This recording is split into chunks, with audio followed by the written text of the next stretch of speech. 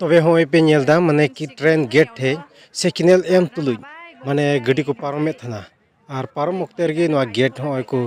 ठोकर रपुद तर किदा तो होय पे नेल दाड़े कना नवा गेट माने को ठोकर रपुद किदा सिग्नल को एम थान गया मेनखान को ठोकर रपुद किदा और होय पे नेलदा ढेर ढेर गड्डी जरवा कना हंते हते गड्डी पेरेज ना हंते नितो चिका पारमो तो नवा गेट मा ठोकर रपुद ना और ट्रेन हिजु समय हो हुईना तो पुलिस पासे को हिजुआ नितो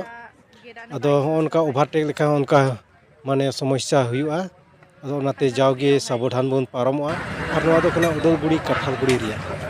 उदलगुड़ी कठालगुड़ी चौक कना गेट रिया चेलका को ठोकर रपुद कदा तो नाते हरपुन करा जेमन नबो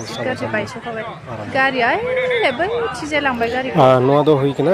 उदलगुड़ी कठालगुड़ी चौक ठे रिया कना और होनकाना अवस्था तो ओवरटेक देखा नोनकाना अवस्था हुआ तो चे हुआ पुलिस हेज कते उनको को तदंतया।